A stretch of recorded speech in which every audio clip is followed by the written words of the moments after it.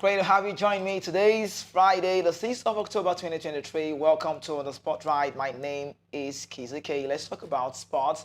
We'll start from the FIBA news where the Nigerian Tigers have been drawn with the United States, Senegal, and host Belgium for the Paris 2024 FIBA basketball qualifying tournament in Belgium, and that's in Antwerp. Now, the draw was held on Thursday, 5th of October 2023. That's yesterday.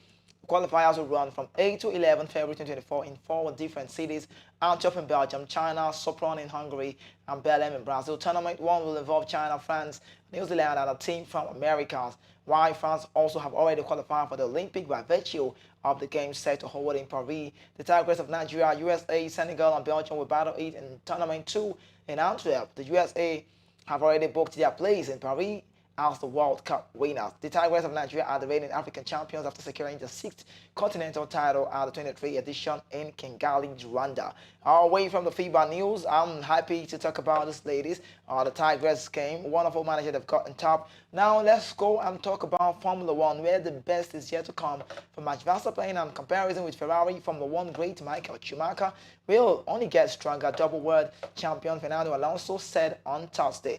Verstappen, you talk about a Dutch orange man, 26, set to become a triple champion in Qatar this weekend. That's Qatar, and an achievement that will elevate the Dutch driver to a selected group that includes the likes of Jack Stewart and the late Ayrton Senna. Schumacher won 7 titles, 5 with Ferrari, and record of the German shares with Lewis Hamilton. As a man driver, is still racing at 42 and once again also tipped for many more than 2 titles, said Max Verstappen, who had already had an incredible season with 30 wins and 16 races in a record run of 10 victories in a row. And that's for Max Verstappen, a man who has brought transition to the world of Formula One. Now let's talk about tennis. Shanghai Masters top seed Carlos Alcaraz said on Thursday that he was ready for the tournament and would change what he did wrong in Beijing, where he crashed out of the China Open this week. The world number 2 said he had been out of his mind during the semi-final match against Jannik Sinner in the Chinese capital, which the China won 7-6, 7-4, 6-1. Moving on the show right now, asked on Thursday how he would avoid cracking under pressure again in Shanghai, where he is a favorite in Novak Djokovic's absence. The 20-year-old said he had to do his best and bring out to do what he knows how to do well and do his homework. Sinner went on to claim the China Open title and could well end up facing Carlos Alcaraz in Shanghai. And that's for the Shanghai Masters. Still talking about tennis on the show, Arina Sabalenka said she channeled her frustration into ensuring she reached the China Open quarterfinals after the world number 1 progressed despite an error-still second set against unseeded Jasmine Paolini in Beijing on Thursday. Sabalenka eventually beat the Italian 6-4, 7-6, 7-4 to set up a title with 5th-ranked Elena Rybakina in the next round on Friday. Later, players gave much away in the opening set, but Sabalenka proved her mettle when she struck 3 back-to-back aces for 5-4. That's 5-4 before Paolini double faulted on the crucial point of the following game. Now, the second set was a different story entirely, where the Belarusian stormed into 3-1 lead before losing consecutive service games to put Paolini ranked 36th in the driving seat. But Sabalenka fought her way back from the brink, breaking serves of 5-5 and breaking again 6-6 before stealing the tie-break victory with a deft forehand before the down line. Now, earlier US Open champion Coco Gauff shook off her indifferent first-set performance to glide into the quarterfinal with victory over Russian Veronika Kitimova. Now, the world number 3 triumphed 7-6, 7-5, 6-2 to set up a tie with Greece Maria Sakkari, who beat homegrown talent Wang Yunzhou 6-4 to 6, 6-3, and that's for tennis. Now, football.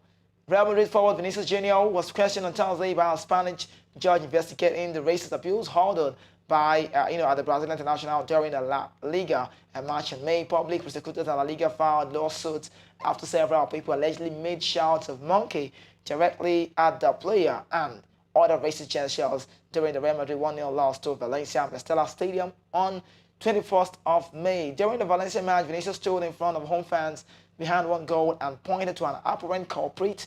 Play was delayed for several minutes in the second half. Referee Ricardo de Burgos Bugazzetti spoke to Mestalla Stadium officials, who made an announcement calling for racist insult to stop before play resumed 10 minutes later. After the match, Vinicius issued a strongly worded statement saying that today In Brazil, Spain is known as a country of racists. Three young men were arrested on suspicion of being the perpetrators of the insult. They acknowledged the fact that denied and hateful of racist intent against the player. One of them was identified by Vinicius at the stadium. The others were identified through a CCTV footage. I want measures to be taken on that.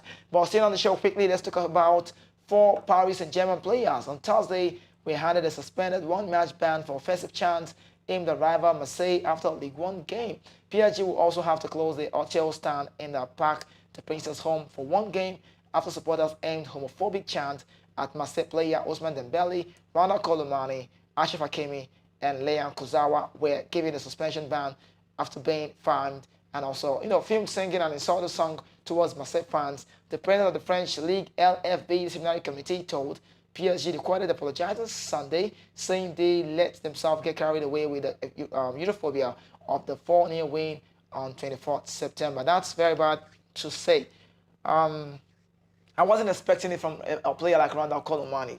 I know why I'm singling him out on this talk. I wasn't really expecting him to be among guys who should do or stuff like things like that. Now, quickly, still talking about Barcelona now. Striker Robert Lewandowski could miss the first Clásico of the season against Real Madrid on 28 October, after spraining his ankle in Wednesday's Champions League win over Porto. Lewandowski came off in the first half of a 1-0 victory and faces off a month out. According to reports in Spain, Barcelona gave no indication how long the Poland international will be sidelined, but said he will be out of action until the injury heals. He will be unavailable for Sunday's trip to Granada in La Liga and faces a race game against time to return against Madrid at the end of the month. He's also expected to be ruled out of Poland's Euro 2024 qualifying game against Faroe Island and Moldova.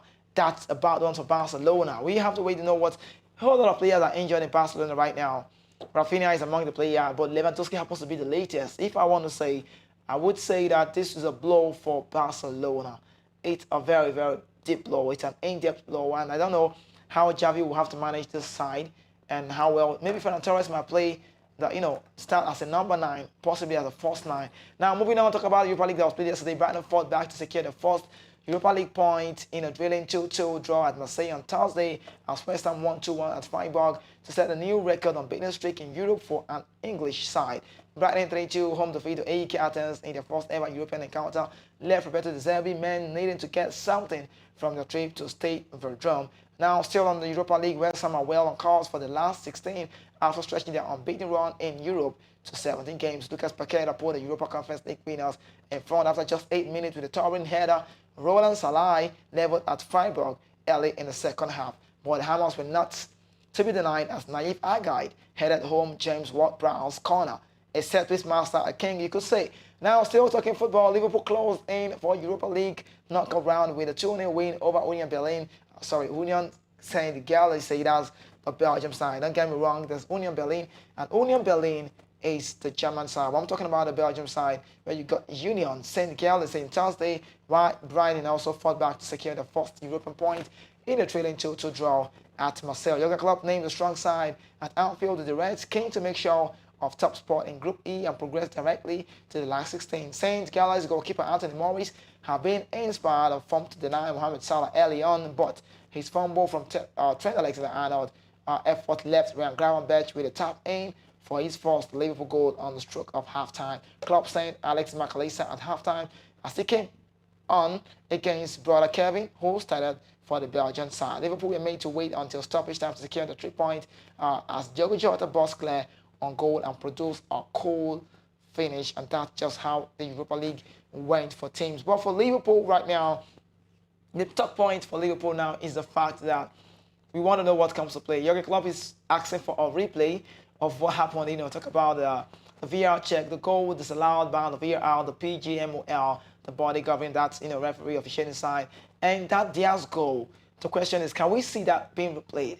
If you want to take the game back, many games have been played, many games have come and gone, many games have, we're yet to see more. So it's about the VAR being consistent in what they do, because I don't know how this will pan out, but Ange Postecoglou is just being furious and watching things happen to know if the game will be replayed. But like I said before, if you want to replay such game, it means a whole lot of talk will be on this. We have to go back to the nitty-gritty and talk about how well have the officiating been over time. Not surprised to hear Mas Ashley, a referee who was with the English side from 1999 to 2013, yes, he has come to say the FA most of the times tell the referee or the on-field referee and say we want to see like 7 corners in a day, we want to see like 5 corners in the second half, and you don't want to advise this for referees. It means the FA is corrupt.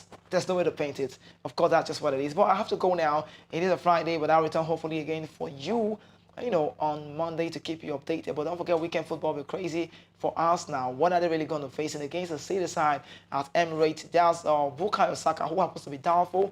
He just might not be involved in that very game, but he's doubtful. Don't get me wrong. He might play. He might not also play. But for Pep's Guardiola side, obviously there is no Rodri. He's still serving his match ban, and that's just how it is on the show. This is Voice of the People TV. I am Kizike. You remain your host again, but I'll be back to give it to you the way it needs to be. But I like to do this on Fridays to say a very big shout out to guys. Those guys behind the scene really keeping it cool. I'm a amiable producer. I see you, James. Thank you so much for the production as well. The Entermaster, I could say Alex. Yeah, I really see you. And the man that makes sure the mic is really looking fly on me. I see you, Paul. Thank you so much for all you guys do. But I will not forget to call that man who is really, really expecting his name to be sounded out there. La Kula La Kaka. Nukuku La Kutu. That's the name of goes on Friday. Thank you so much, Lagos City. It's time for me to go. If you're not doing it right, then you are doing it wrong. My name is Kizzy K. Peace out.